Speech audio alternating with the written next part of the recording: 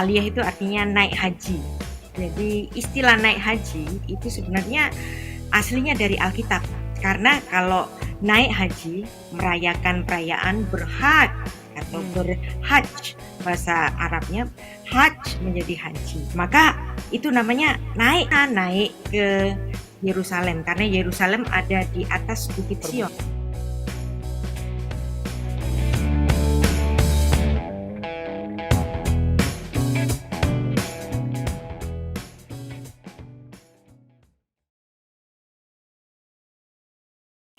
Salam, apa kabar?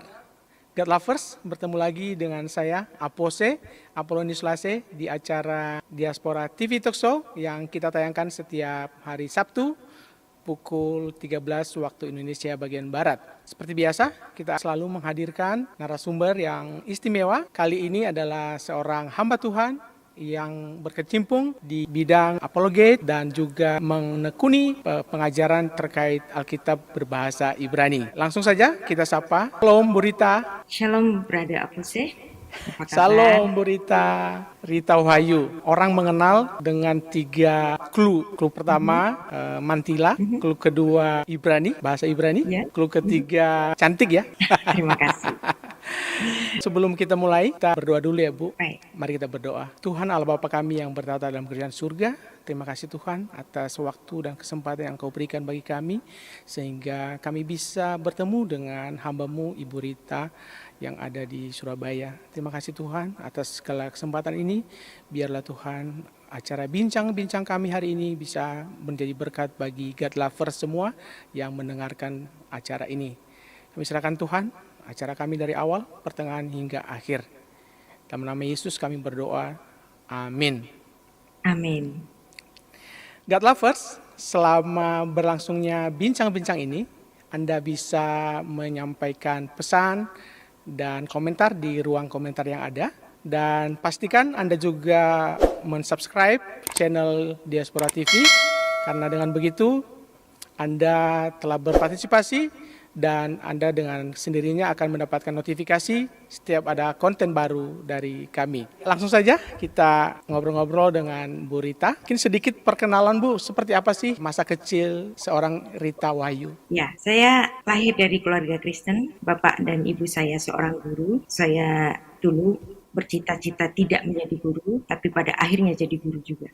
Saya memulai menjadi guru itu sejak saya SMP kelas 3 dan di situ saya menjadi guru sekolah minggu. Jadi saya sudah lama menjadi guru dan setelah itu melayani di bidang yang lain. Biasanya saya melayani di bidang konsumsi di gereja. Dan kemudian saya belajar mulai dari otodidak dan kemudian membuka situs Sarapan Pagi Biblika sejak tahun 2002.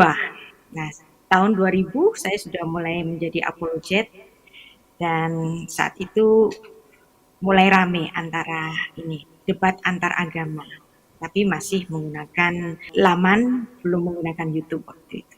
Jadi hanya tulisan saja. Nah dari situ saya mulai belajar mengenai Alkitab bahasa asli secara otodidak dan akhirnya saya pikir saya nggak bisa belajar secara otodidak, bisa salah. Saya harus diajar oleh seorang guru yang baik dan saya pikir kalau saya belajar mengenai Alkitab bahasa asli, yang mengajar saya bahasa asli haruslah seorang native speaker. Iya. Maka saya mencari bagaimana bisa studi dengan dosen-dosen native speaker. Nah dari situ saya dapat diajar untuk bagaimana membaca Alkitab bahasa Ibrani, wawasan Ibrani, dan juga pemahaman mengenai filsafat Yahudi. Nah itu penting sekali dan dari situ apa yang saya pelajari di sekolah saya itu kemudian saya share di laman Sarapan Pagi Biblika. Nah dari situ orang sudah mulai mengenal tulisan-tulisan saya yang saat itu saya belum menggunakan nama asli. Kenapa? Karena memang pelayanan saya itu dimulai dari apologetika yang saat itu apologetikanya itu sangat keras sekali dan hanya menggunakan nickname saya BP dan nggak pernah berubah. BP Dan itu apa? orang BP ya itu ini sebenarnya hanya nickname saja supaya pada saat itu semuanya pakai nickname ketika berapologetika. Nah, udah kebawa sehingga saya lebih dikenal dengan BP, dan kemudian pada akhirnya nggak bisa ngelak deh. Saya pikir saya harus mengajar secara langsung ilmu-ilmu yang saya dapatkan itu dengan membuka kelas mulai tahun 2016, dan saya mengajar secara langsung saat itu saya sudah menggunakan Zoom. Orang-orang belum pakai Zoom waktu itu. Nah, orang-orang pakai Zoom itu waktu pandemi kan, kira-kira tahun 2020-an. Nah, tahun 2016 saya sudah menggunakan Zoom dan mulai mengajar secara daring, selain juga mengajar secara langsung. Nah, dari situ orang mulai mengenal siapa itu BP di Sarapan Pagi Publika. Sebelumnya saya sudah membuka channel YouTube saya itu sejak tahun 2008, tapi hanya lagu-lagu, belum pengajaran. Setelah itu channelnya berubah deh jadi channel-channel. Masa kecil saya di Surabaya, Oh, saya Surabaya Wong ya. Surabaya, Arek Surabaya. Dan SD di sana, SMP di sana? Ya, SMA juga. Oke, baru kuliah di luar. Ini saya mengambil manajemen dahulu. Setelah itu saya bekerja. Saya bekerja di bidang mesin berat, sampai hari ini Mhm, juga saya masih mhm. menjual mesin-mesin untuk industri. Selain juga pelayanan sebagai guru. Eka. Penulis buku juga ya Bu, ada 4 buku ya Ya. yang sudah ditulis. Dan ini berbahasa Ibrani semua Bu, Ibrani, Inggris, Indonesia.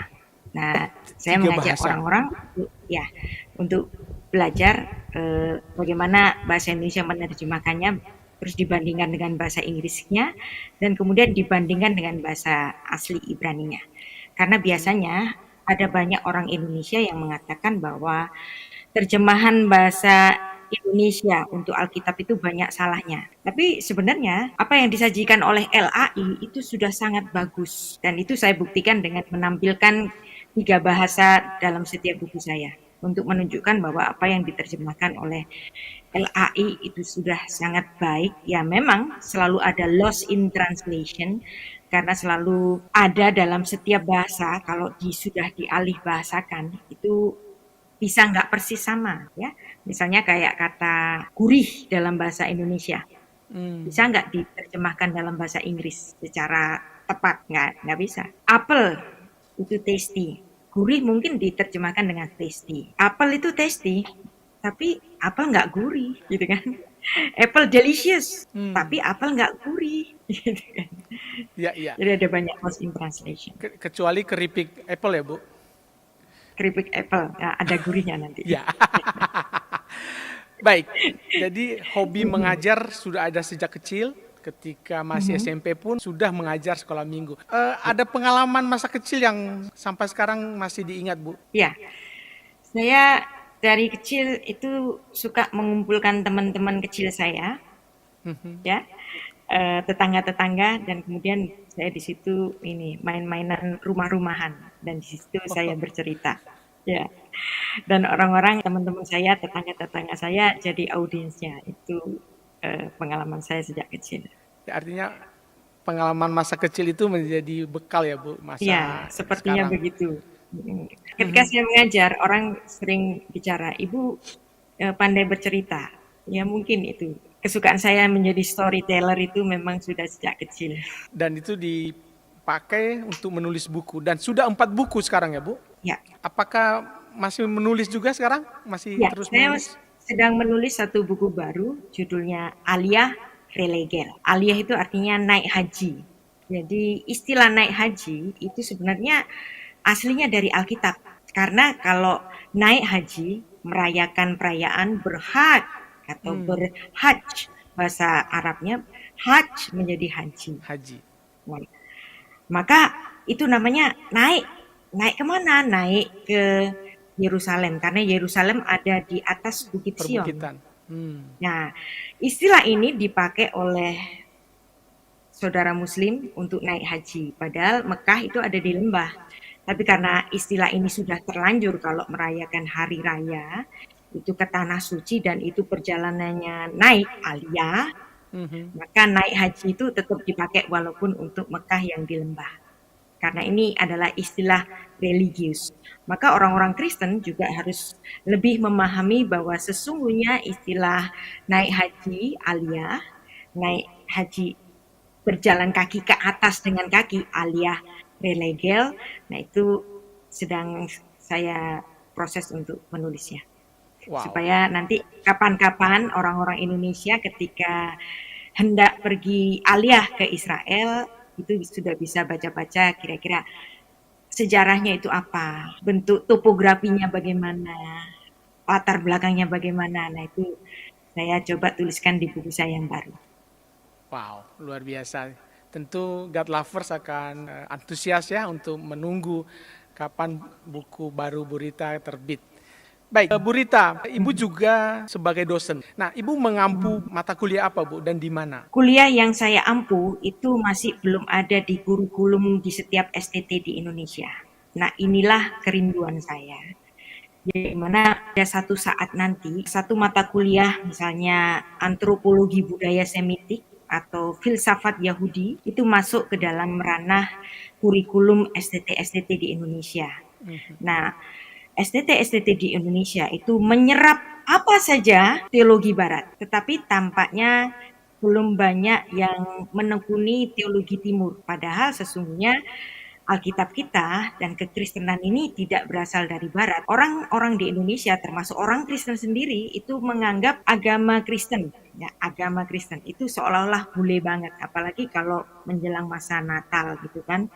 Pohon Natalnya tuh pakai salju. Nah, padahal di tanah suci sana jarang sekali ada salju, walaupun pernah. Itu pun kalau cuacanya super ekstrim. Tetapi pada bulan Desember tidak demikian. Nah, karena kekristenan di Indonesia itu utamanya itu merupakan pengajaran atau pengabaran Injil dari misionaris-misionaris barat, maka setiap gereja di Indonesia itu umumnya itu menyerap apa saja termasuk penafsiran-penafsiran barat.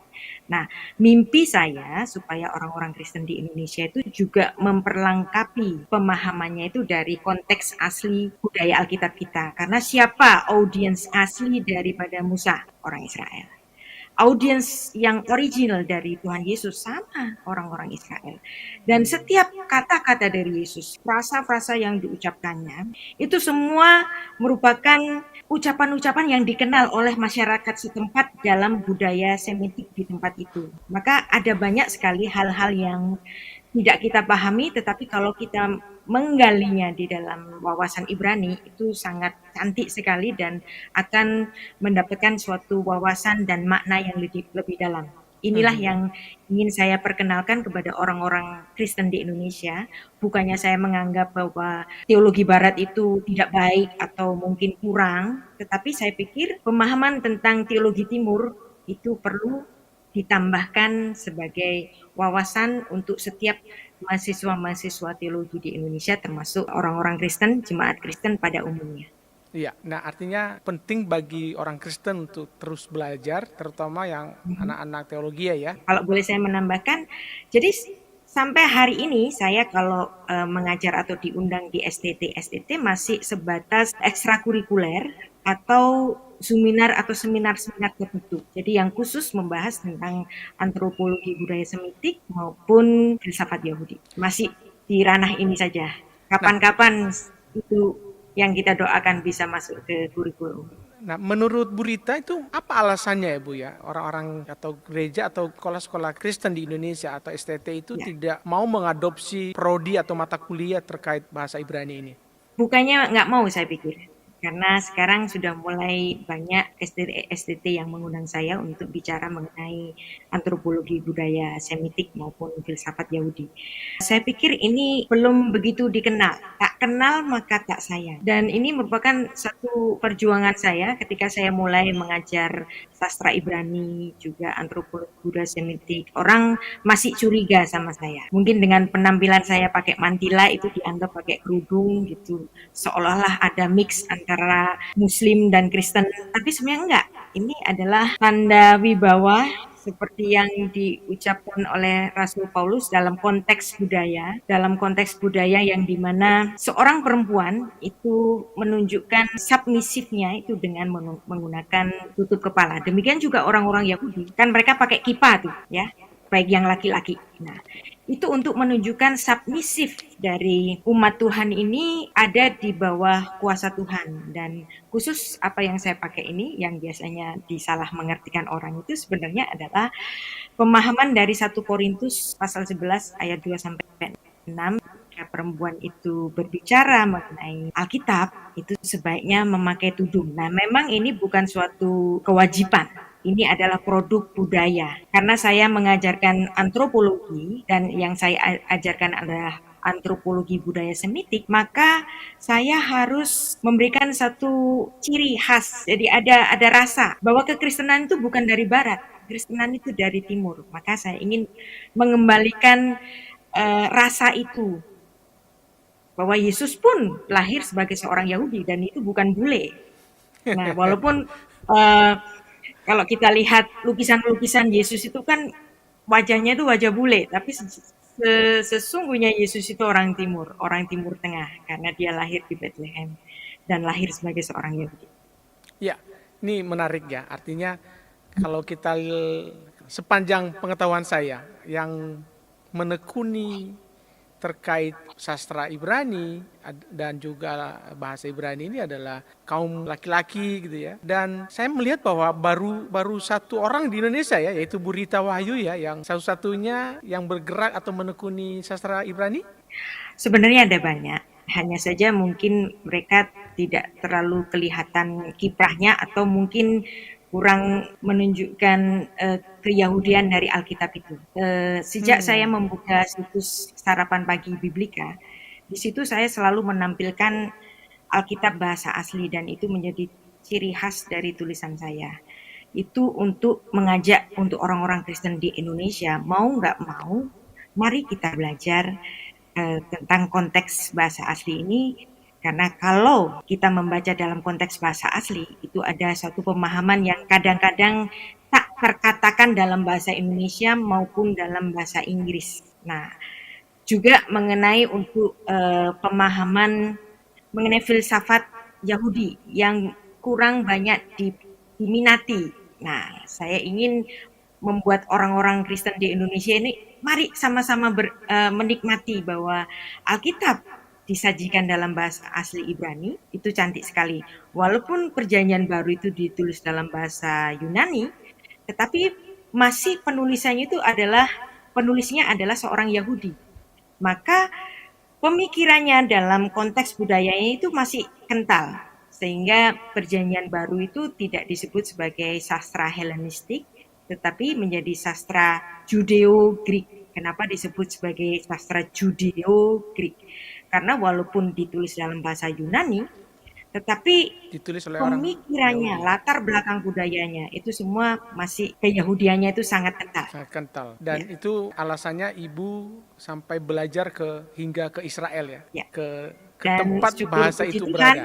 ya, puji Tuhan ini dosen saya mengapresiasi saya, Profesor Eli King Eisenberg, itu menunjuk saya untuk menjadi salah satu lecturer untuk Israel Bible Center. Beliau datang ke Indonesia 2 kali dan yang terakhir itu melalui daring jadi 3 kali ya. Juga untuk memperkenalkan filsafat Yahudi. Nah, mungkin kapan-kapan kalau pandeminya sudah selesai, beliau bisa datang lagi ke Indonesia untuk kita banyak berdiskusi mengenai Alkitab Semitik dan budayanya. Oke, sedikit kembali ke belakang Bu Rita. Sekarang memiliki keluarga dan punya anak satu ya. Bisa jelaskan siapa dia ini, Bu Rita? Anak saya ini namanya Mikael, satu-satunya anak saya, dan sekarang sudah berumur 21, dan sekarang kuliah di UPH, mengambil jurusan. Anak saya masih belum memiliki ketertarikan dalam sastra Ibrani, tapi siapa tahu mungkin kapan-kapan dia akan turut menekuni apa yang saya tekuni hari ini. We don't know. Nah, saya memberikan kebebasan untuk dia mau jadi apa, tapi tidak harus jadi seperti saya. Di UPH dia ambil jurusan Iya, apa, Bu? bisnis, ya, manajemen Bisnis, bisnis. manajemen Ya, bisnis. ya, Nah, ya, ada ya. trio angel. Ini bisa dijelaskan ini, Bu. Ya, saya memang suka menyanyi sejak kecil juga. Saya sering menyanyi dan saya juga ketika saya kuliah saya nyambi nyambi kuliah dengan ikut IO gitu. Saya nyanyi di wedding-wedding gitu dan juga termasuk menjadi salah satu penyanyi dari Bubi Chen. Anda tahu kan Bubi Chen, Ya, seorang jazzer, dan di situ saya juga pernah mengisi juga untuk Jak Jazz tahun berapa itu ya? Terakhir tahun 2012 saya masih mengisi Jak Jazz di Jakarta. wow. Nah, eh, saya memang suka musik dan saya suka menyanyi. Ini adalah keluarga saya, adik saya Rina dan putrinya yang bernama Shena. Kami sering bertrio untuk menyanyikan lagu-lagu pujian. Ya, kalau sebelumnya saya menyanyikan lagu-lagu jazz, ya kali ini saya banyak menyanyikan lagu-lagu rohani. Ya, walaupun masih kadang-kadang eh, untuk hobi masih merekam lagu-lagu mainstream, lagu-lagu yang bernafaskan jazz. Ya, dan God Lovers bisa melihat lagu-lagu Bu Rita itu di channel ya, di channelnya Ya, dengan nama Rita Wahyu ya. ya. Adik saya Rina Wahyu, dia juga seorang penulis lagu dan kita nyanyi sama-sama. Oh, luar biasa.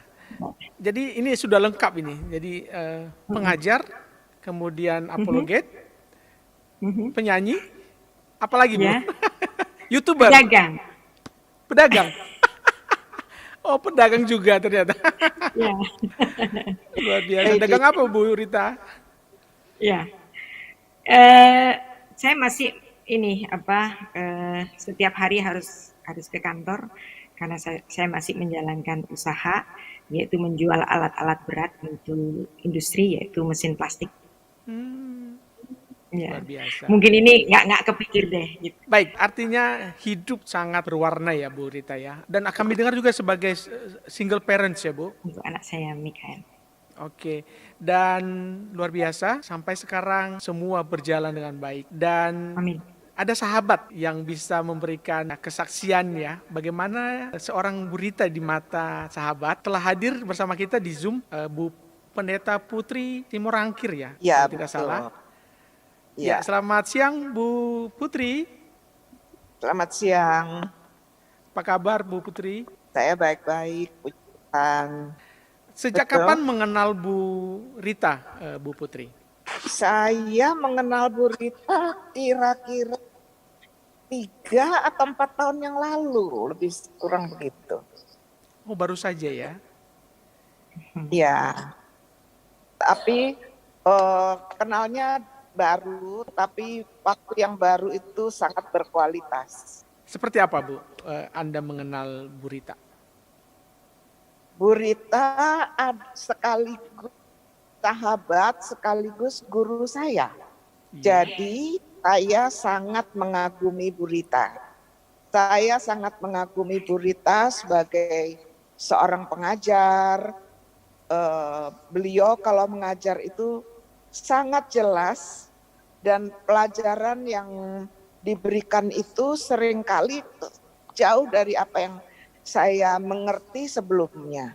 Sehingga Tuhan memakai Bu Rita untuk membukakan banyak hal yang selama ini tidak saya mengerti. Dan saya pikir banyak orang yang mengalami seperti saya. Artinya kita mendapat banyak pelajaran-pelajaran yang baru, dibukakan pengertian-pengertian yang baru melalui pelajaran berdasarkan bahasa aslinya, yaitu bahasa Ibrani. Jadi luar biasa sekali yang dibukakan oleh Bu Rita. Saya beranggapan ya, ini anggapan saya ya, Bu Rita adalah seorang nabiyah zaman ini. Seorang rabi ya. Nabiyah, Nabiah. seorang nabiyah zaman ini. Iya, menurut saya begitu. Ya. Ketinggian Ibu. Ya, iya sungguh. Loh, saya Jadi kan boleh selalu bebas menyuarakan untuk suara menilai kenabian ya.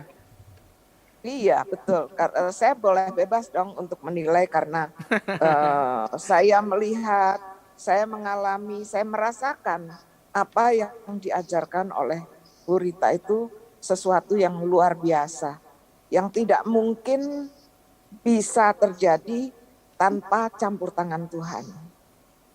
Kami beberapa kali juga dalam satu pelayanan, keluar kota dan lain-lain, sehingga bisa mengenal Bu Rita dari dekat.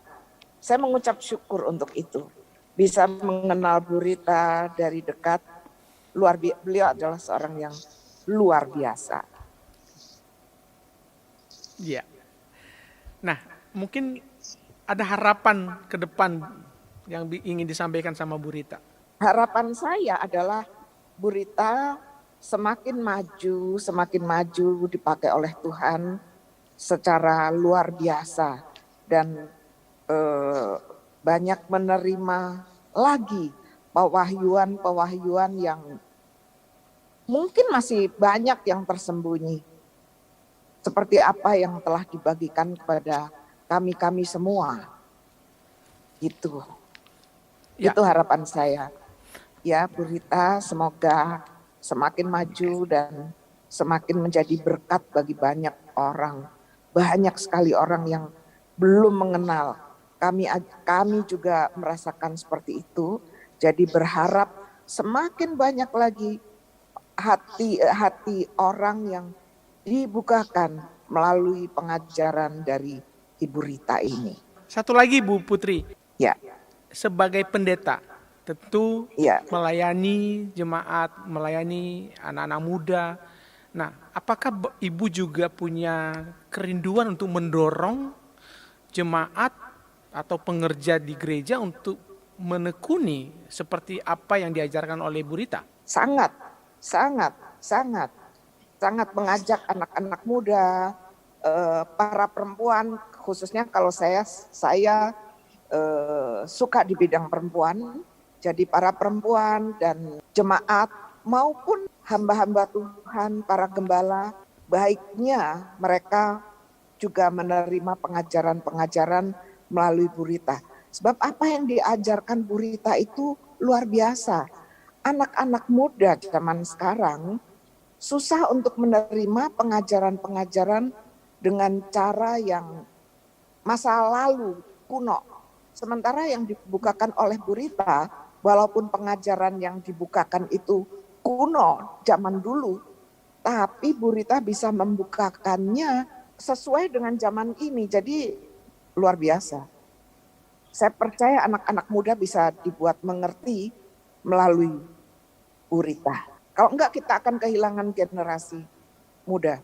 Ya, luar biasa. Artinya kehadiran Bu Rita adalah sebuah anugerah bagi kita semua, bagi bangsa kita. Betul. Terutama dalam kita berapologia ya meluruskan anggapan-anggapan orang terhadap agama kita. Iya. Baik, Bu Pendeta Putri, terima kasih sudah bersama kami di Diaspora TV. Sekali lagi terima kasih. Shalom Bu Putri. Shalom, amin. Terima kasih Bu. Oke, ya Bu Rita, ternyata memang banyak orang di luar sana yang ternyata terbuka matanya. Dan mungkin pertanyaan saya selanjutnya adalah terkait Israel. Kita tahu bahwa ada banyak klaim di luar sana, terutama ketika peristiwa Abraham dengan anak Ismail, kemudian ada juga Ishak. Di Kejadian 22 ayat 2 mengatakan begini, firman-Nya, ambillah anakmu yang tunggal itu, yang engkau kasihi, yakni Ishak. Pergilah ke tanah Moria dan persembahkanlah dia di sana sebagai korban bakaran pada salah satu gunung yang akan kukatakan kepadamu. Nah, meskipun sebenarnya udah jelas ya, di situ ada yakni Ishak. Tetapi ada banyak orang yang tidak membaca secara utuh. Mereka mengatakan bahwa kata tunggal di situ adalah kata yang merujuk pada Ismail. Yang notabene Ismail kita tahu adalah bapak dari. Nah, ini juga nanti saya minta konfirmasi apakah ini benar bapak dari orang-orang Arab. Oke, silakan Bu Rita. Baik. Nah, isu Ismail Ishak ini sebenarnya utamanya itu ada di Indonesia dalam konteks perdebatan antar agama. Sebenarnya baik Ishak maupun Ismail, dua-duanya itu adalah tokoh yang protagonis bukan antagonis. Tapi kemudian gara-gara ada pertikaian, perselisihan siapa yang dikorbankan, maka kemudian orang Kristen menjadi anti kepada Ismail. Karena dianggap Ismail itu merujuk kepada teman Muslim. Padahal enggak, ya sebenarnya enggak. Karena demikian, sebenarnya yang menjadi turunan yang menurunkan bangsa Arab itu sebenarnya adalah garis Yoktan. Yoktan dari Ham. Dan memang kemudian ada yang namanya pernikahan silang dari antara golongan Yoktan ini, kemudian kawin silang dengan keturunan-keturunan Ismail. Tapi sebenarnya kalau kita melihat Ismail sendiri itu nggak ada kata-kata buruk kepada Ismail. Mungkin ada kata buruk di Alkitab terjemahan bahasa Indonesia yang mengatakan Ismail adalah keledai liar. Nah, Ya. sebenarnya kata keledai liar di sini ini adalah suatu terjemahan yang lost in translation.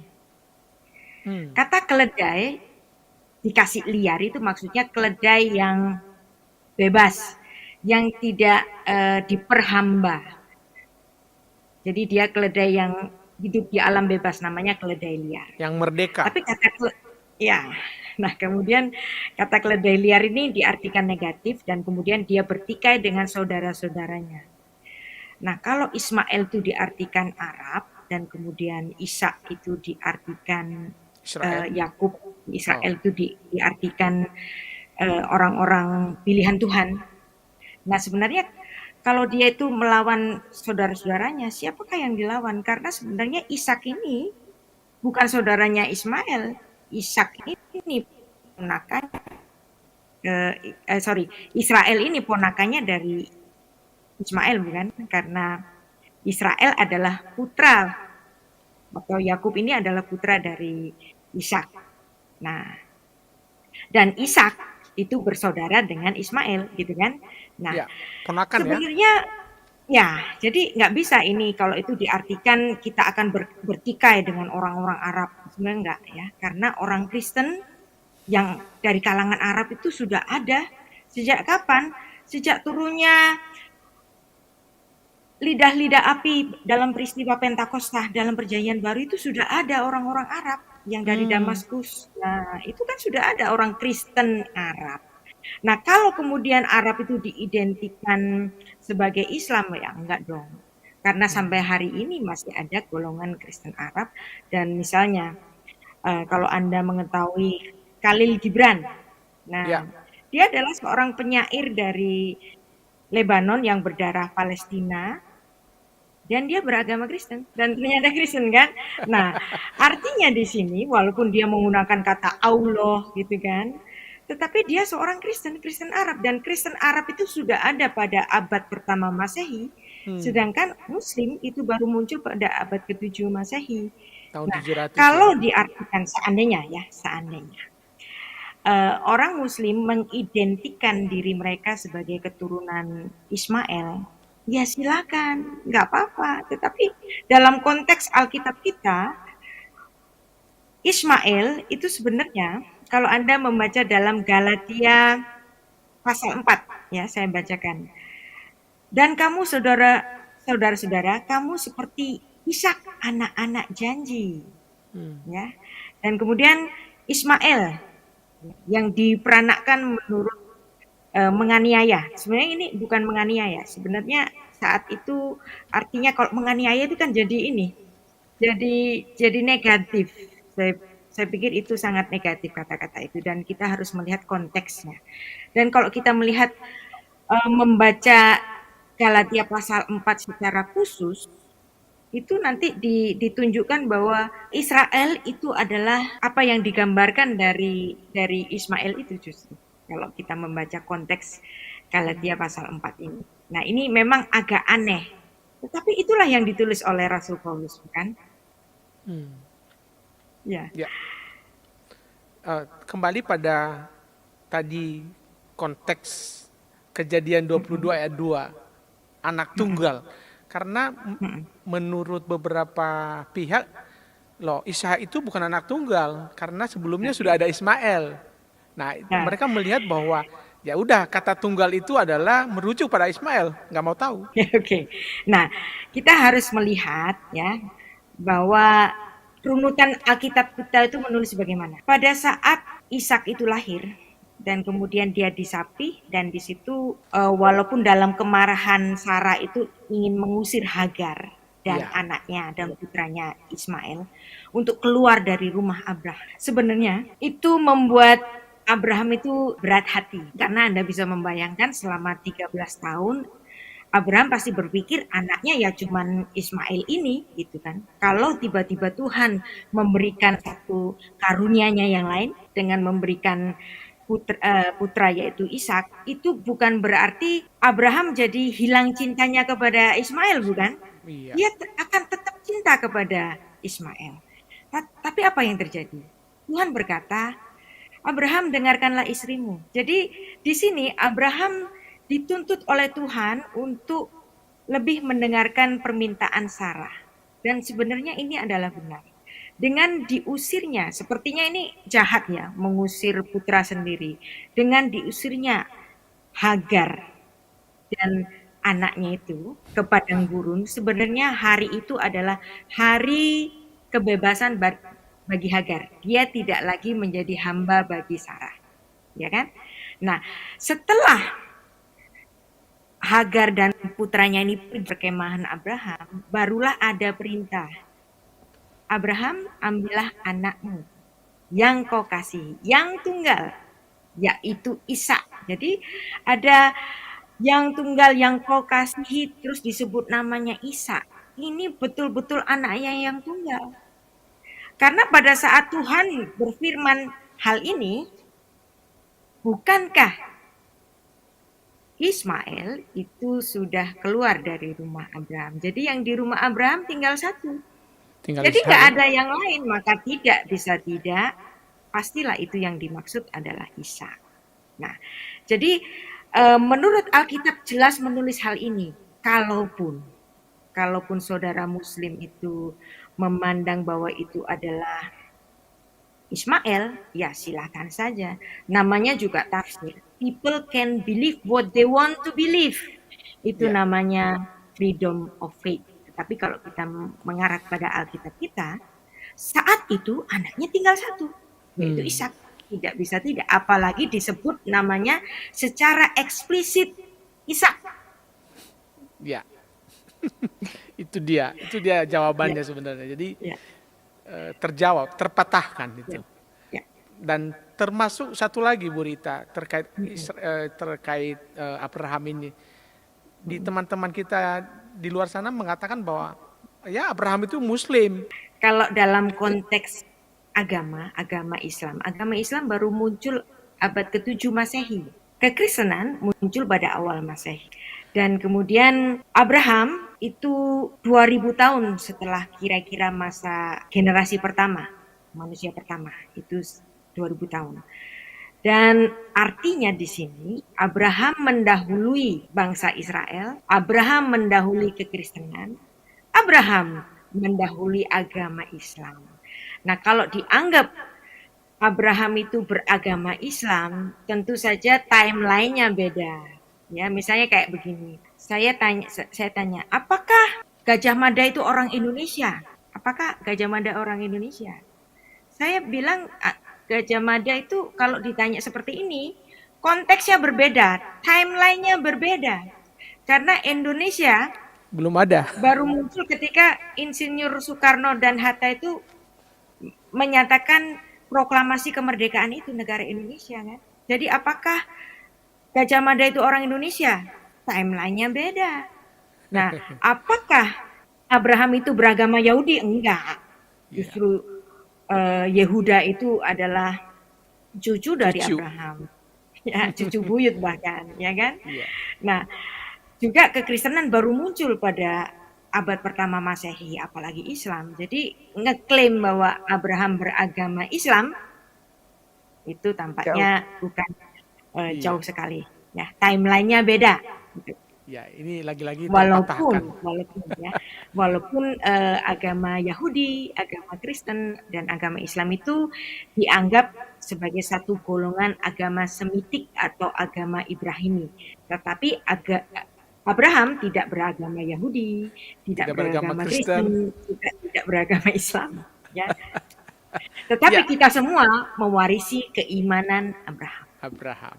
Sebagai yang kita kenal sebagai bapak orang beriman ya. bapak orang percaya. Nah, keimanan kita warisi dari Abraham. Jadi nggak mungkin Abraham beragama Yahudi. Orang Ya. Yahudi itu cucu buyutnya, gitu bukan? Iya. Ini terkait dengan cucunya ini. Bahkan kita kenal sekarang anak-anak Yakub itu disebut Yehuda sebagai orang Israel. Kenapa bukan Yusuf? Padahal kalau cerita Alkitab itu kan Yusuf paling ganteng. Yusuf Pertanyaan itu yang sangat bagus sekali. Yusuf itu kan penyelamat keluarga justru. Gimana menurut Ibu? Kalau saya ini bicara, itu pasti saya dari konteks ke belakangnya itu harus dibicarakan ya. Yakub memiliki 2 istri. Yang pertama Lea, yang kedua Rahel. Rachel. Nah, Lea ini kurang dikasihi oleh Yakub, dan Rahel ini karena dia cantik dan Yakub mengasihi dia, tapi justru Rahel ini tidak memberikan putra. Yang memberikan putra yang pertama itu Ruben, ya Lewi, kemudian Yehuda gitu ya, Yehuda sebagai anak keempat, dan si Rahel ini masih nggak punya putra karena sebenarnya di situ ada satu sibling rivalry. Jadi ada perseteruan antar saudara. Masing-masing berusaha untuk bagaimana menerima cinta dari suaminya. Nah, ini kan gara-gara Laban itu ngasih istri yang tidak dipilih oleh Yakub supaya Leanya itu laku duluan gitu kan. Tapi yang membuat Lea ini kurang dicintai. Nah, terhadap orang yang tertindas semacam ini, Tuhan memberikan kasihnya dengan memberikan banyak putra kepada Lea. Sedangkan Rahel ini itu justru nggak dapat. Nah, pada akhirnya mendapatkan putra yaitu Yusuf.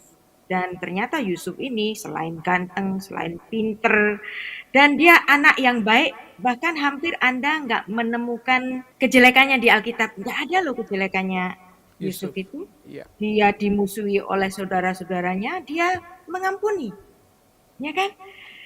Tetapi kalau kita melihat Yehuda, babak belur sekali. Ya. Yehuda itu merancangkan penjualan Yusuf ke Mesir. Yes. Orang yang dijual sebagai budak itu umurnya biasanya nggak panjang.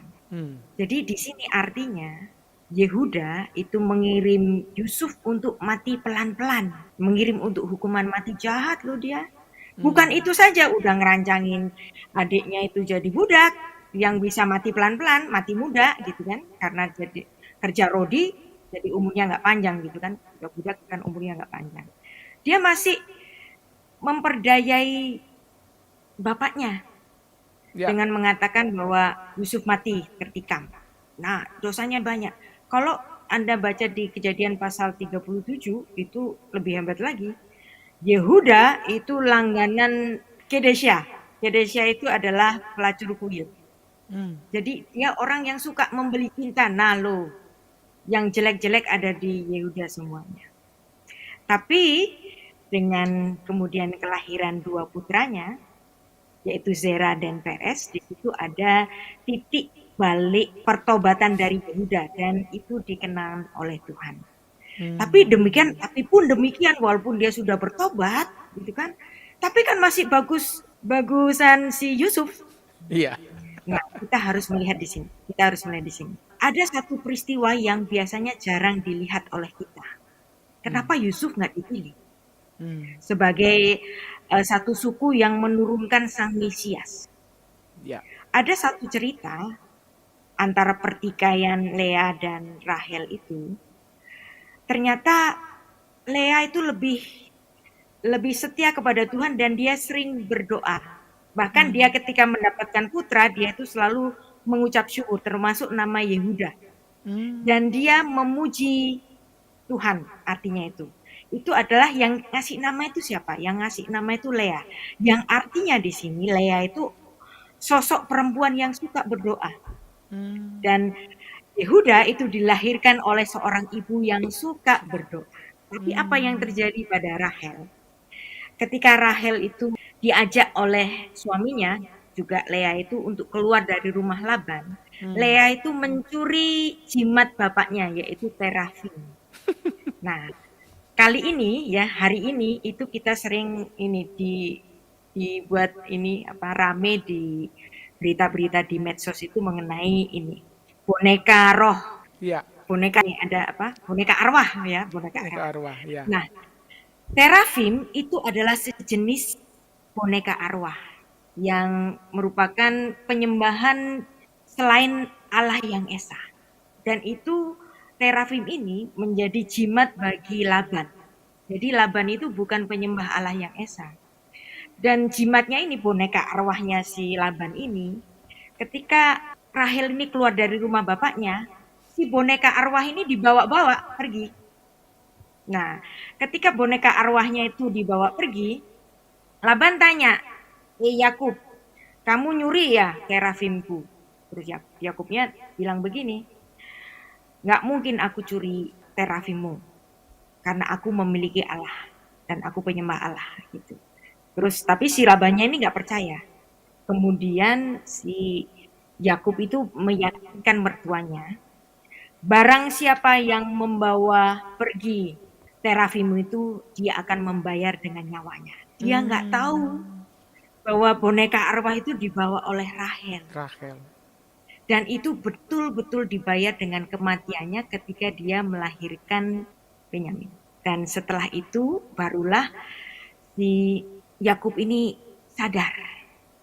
Oh, Rahel mati gara-gara ucapanku sendiri. Karena terafim itu yang menyimpan adalah Rahel ini. Nanti Anda bisa konfirmasi di Alkitab, nanti Anda bisa membacanya. Dan kemudian ini dipandang oleh Tuhan sebagai suatu perjinahan rohani. Nah, hukum pertama dan hukum kedua itu bicara mengenai Allah yang esa dan jangan ada ilah-ilah lain di hadapanku. Nah, orang boleh berdosa apa saja dan Tuhan bisa mengampuninya. Tapi ada dosa yang lebih berat dari antara itu semua, yaitu apa? Dosa menduakan Tuhan. Jadi Yusuf walaupun dia seorang yang sempurna, tapi dia dilahirkan dari ibu yang menduakan Tuhan. Sedangkan Yehuda dilahirkan dari ibu yang setia kepada Allahnya. Nah, ya, nanti juga di kisah yang lainnya lagi, yaitu kisah Milka dan Daud, itu istri pertamanya, yaitu putri dari Saul, dia juga simpen terafim. Nah, dan Tuhan tidak berkenan kepada putra-putra yang dilahirkan oleh, dan Tuhan lebih berkenan kepada putra-putra yang dilahirkan oleh Batsheba. Anda tahu siapa itu Batsheba? Istri Uria? Istrinya Uria. Bukan cuma diambil istrinya, dibunuh lagi suaminya. Betapa ini dosa yang sangat luar biasa.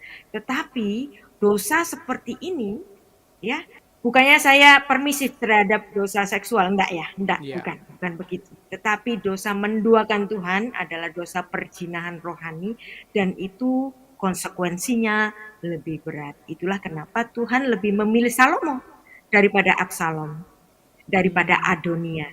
Tuhan lebih memilih Absalom yang merupakan putra dari Batsheba. Di sini bukan berarti permisif terhadap hal-hal dosa seksual, bukan. Tetapi dosa menduakan Tuhan, perzinahan rohani itu adalah dosa yang amat berat. Itulah kenapa bukan Yusuf yang dipilih sebagai garis yang melahirkan Mesias, Allah yang inkarnasi, karena bagaimanapun Tuhan akan memilih dari orang-orang yang setia kepadanya, dari ibu-ibu yang setia kepadanya. Maka ibu-ibu, saya bicara kepada ibu-ibu semua, kalau Anda ingin anak-anak Anda itu diberkati, jangan pernah menduakan Tuhan, jangan pernah nanya kepada dukun, jangan pernah nanya nubuat kepada hamba-hamba Tuhan. Banyak kan hamba-hamba Tuhan yang diperlakukan sebagai dukun hari ini, ya oleh ibu-ibu biasanya. Kalau hamba Tuhannya itu suka nubuat-nubuat, wah tambah laris di hadapan ibu-ibu, tanya cocok nggak nih anakku dengan si itu, kayak Wamia aja.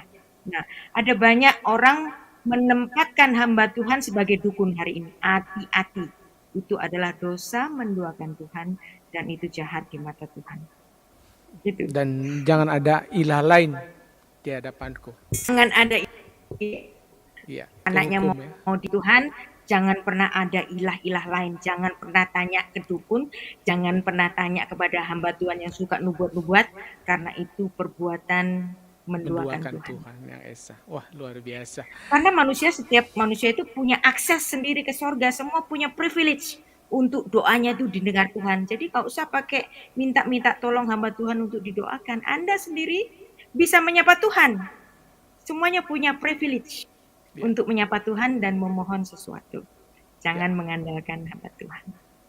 Itu. Sejak peristiwa salib, kita sudah Ya. tidak ada hambatan lagi untuk datang kepada Tuhan. Yes. Jalannya aksesnya itu langsung. Udah pakai Jalan tol tol ya? langsung ke Tuhan. Jalan Iya. tol langsung. Iya. Wah, luar biasa Bu Rita ini Iya. sesuatu penjelasan yang mungkin pertanyaan ini sepele ya bagi orang, tetapi ini dengan penjelasan Bu Rita, saya mendapatkan sesuatu yang baru dan perspektif yang alkitabiah ya tentunya, dan luar biasa. Oke, ini masih terkait Israel, Yehuda. Kita tahu bahwa 12 suku ini kan terbagi dua, ada antara utara dan selatan. Di selatan kalau tidak salah ada Yehuda, ada Benyamin. Ada Benyamin, ada Lewi. Ada Lewi, ya ada 3 suku dan selebihnya di utara. Nah utara ini nyaris setelah bangsa Asyur menyerang, tercerai berai. Mereka konon berada di seluruh dunia, terpencar, ada yang di India, ada yang di Kazakhstan, ada. Nah, Ya. sebagai seorang yang menekuni tentang seluk-beluk Israel ini, Bu, Ya. bagaimana yang kita kenal sebagai orang-orang diaspora ini bisa kembali ke daerahnya lagi, dan bagaimana cara mereka mengidentifikasi diri? Mengidentifikasi. Ya, oke. Ini memang tampaknya sulit dan tampaknya itu masih banyak untuk harus dibuktikan. Misalnya, apakah India itu termasuk golongan Naftali gitu misalnya kan? Nah, misalnya begitu. Apakah golongan yang di utara sana itu golongan misalnya siapa Asher gitu atau siapapun diklaim demikian. Buat saya ya, di samping ada Israel yang lahir secara lahiriah, ada juga Israel yang dicangkokkan. Ada juga Israel yang proselit seperti kalangan-kalangan Askenazi, jadi orang bule, jadi orang yang di Eropa sana, Yahudi Askenazi. Kenapa disebut sebagai Askenazi? Anda tahu Askenas? Askenas adalah keturunan dari Yafet, orang kulit putih. Jadi ada Yahudi kulit putih, yaitu keturunan Yafet, Askenas, yang kemudian menjadi beragama Yahudi melalui konversi. Nah, konversi ini itu juga diakui sebagai orang-orang Israel yang menjadi orang Israel karena konversi. Bagi bangsa-bangsa yang mengklaim dia adalah suku Asher, suku Dan, suku Ruben dan seterusnya, itu tentu perlu pengkajian lebih dalam lagi apakah itu benar.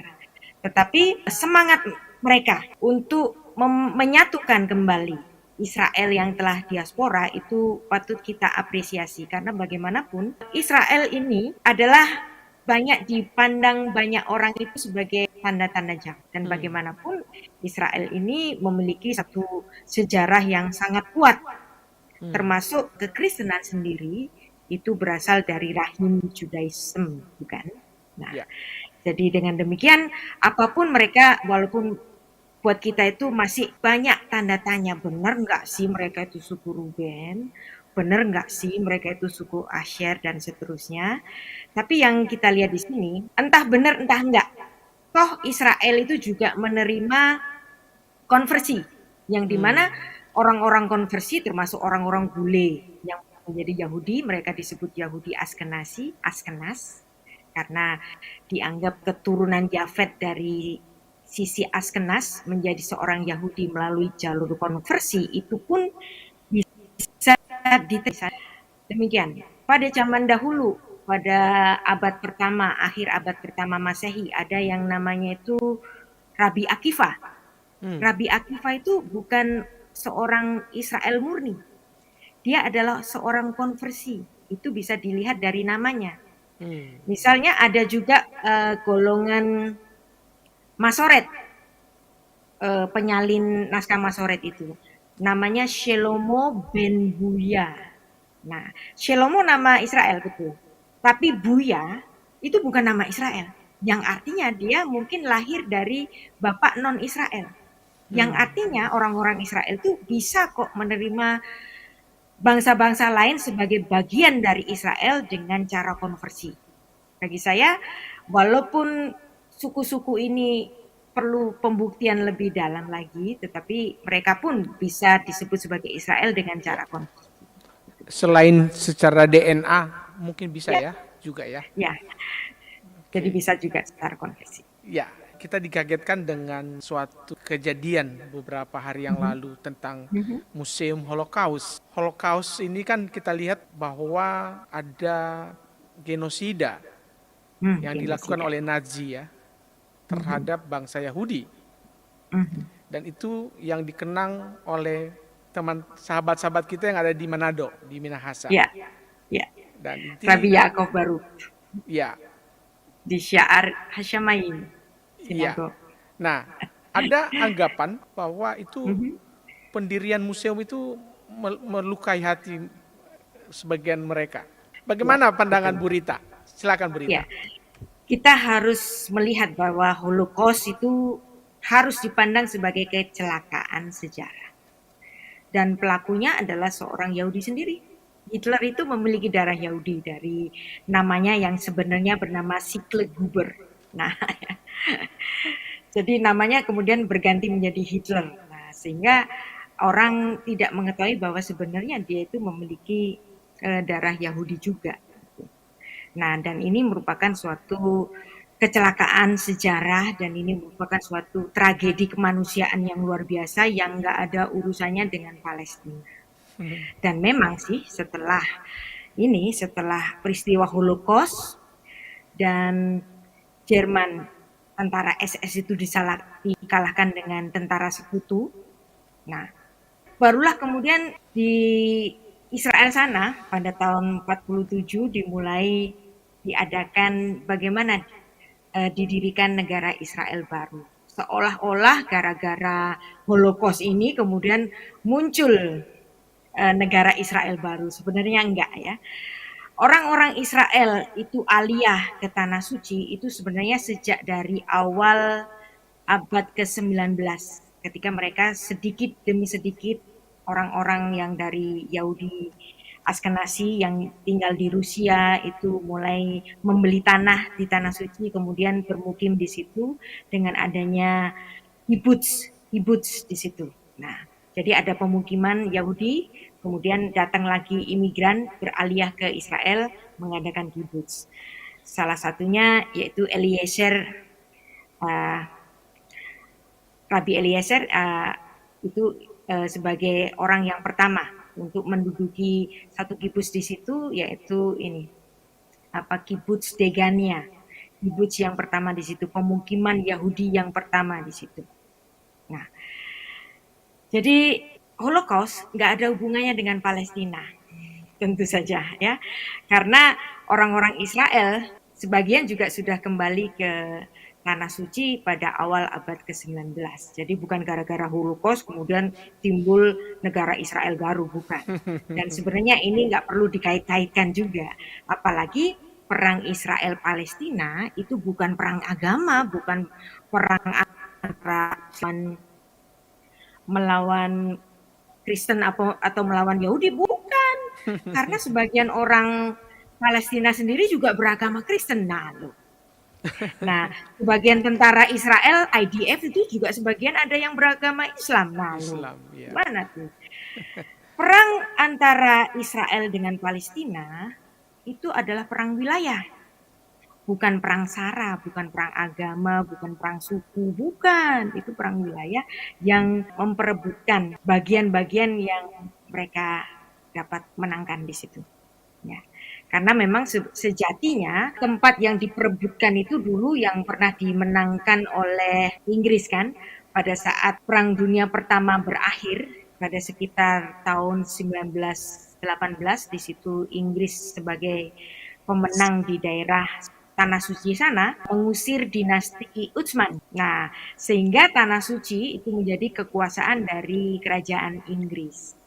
Dan barulah kemudian Inggris itu menyerahkan, membagi-bagi tempatnya itu menjadi negara Lebanon, kemudian negara Jordania, Jordan. dan kemudian negara Israel. Nah, yang Israel ini ada ganjalan yang dimana kalangan Palestina itu mengklaim itu punyaku. Tetapi kalau kita melihat misalnya ada salah satu politikus politikus senior Israel pada yang lahir sekitar tahun 58 ya, berarti dia masih hidup.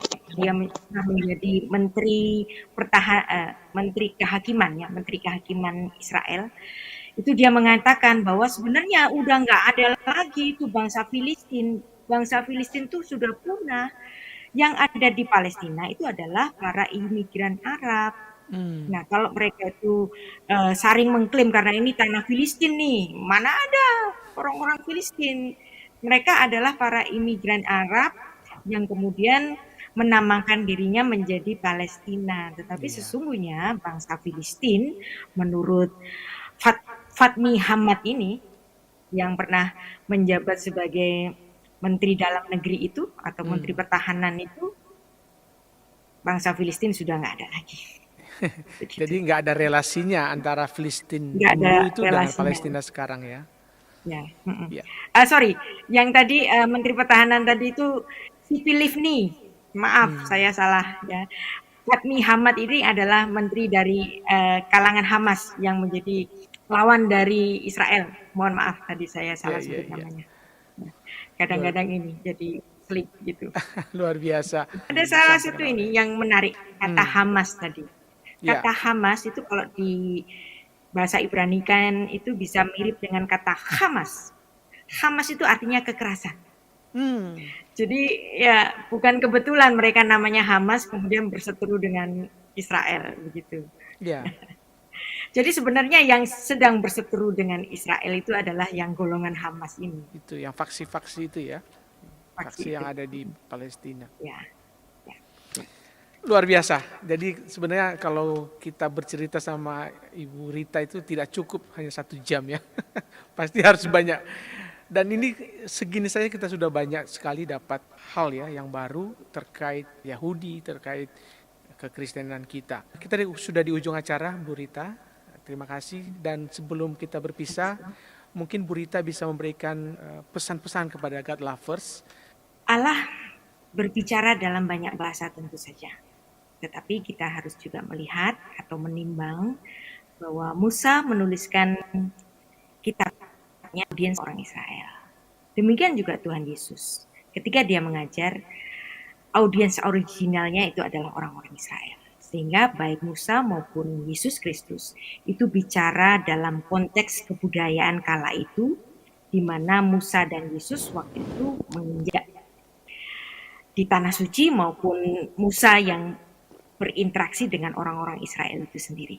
Maka adalah suatu keindahan bagi kita untuk dapat menggali Alkitab dalam bahasa asli juga memahami filsafat-filsafat Yahudi. Karena filsafat Yahudi sebenarnya adalah filsafat yang tertua. Dan ada banyak hal yang dapat kita gali apabila kita mempelajari Alkitab dalam konteks budaya asli. Dan di sini tentu saja saya tidak sedang mensinkretisasi antara kekristenan dengan Judaism, bukan. Ya. Saya hanya ingin memperkenalkan bahwa sesungguhnya kekristenan itu berasal dari timur. Walaupun mungkin di antara Anda lebih banyak mempelajari Alkitab dari apa yang diajarkan oleh misionaris barat. Bukan berarti itu jelek, bukan. Saya tetap mengapresiasi pengajaran-pengajaran yang diajarkan oleh para teolog-teolog barat. Sedangkan yang saya impikan sekarang ini, ya, dan ini menjadi satu perjuangan, dan saya berharap akan ada banyak lagi orang-orang yang memiliki ketertarikan untuk menggali Alkitab kita dalam konteks bahasa asli, karena apabila bahasa itu sudah diterjemahkan, bagaimanapun artinya itu akan terkikis.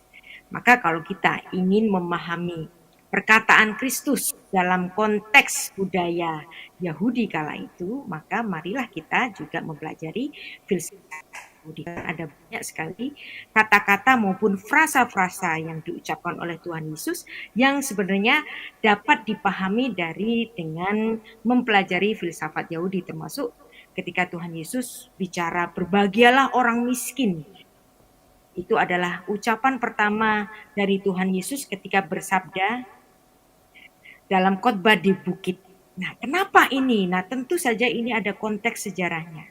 Kapan-kapan mungkin Anda dapat jalan-jalan ke channel saya di YouTube saya mengenai pengajaran Tuhan Yesus dalam konteks kebudayaannya. Nah, ini sangat menarik sekali, dan terima kasih untuk kesempatannya pada Diaspora TV untuk saya membahas dan memperkenalkan konteks budaya asli Alkitab. Demikian. Baik, luar biasa. Terima kasih Bu Rita atas kehadirannya juga di Diaspora TV untuk berbagi kepada God Lovers semua. Dan semoga God Lovers juga bisa datang ya ke channelnya Bu Rita untuk kita belajar terus terkait bahasa Ibrani dari Alkitab bahasa Ibrani yang notabene kekristenan yang kita iman itu berasal dari timur itu. Baik, God Lovers, demikian tadi perbincangan kita dengan Ibu Rita Wahyu, dan kami percaya apa yang kami perbincangkan hari ini bisa menjadi berkat bagi kita semua. Akhir kata kami ucapkan terima kasih dan sampai jumpa minggu depan. Shalom. Shalom.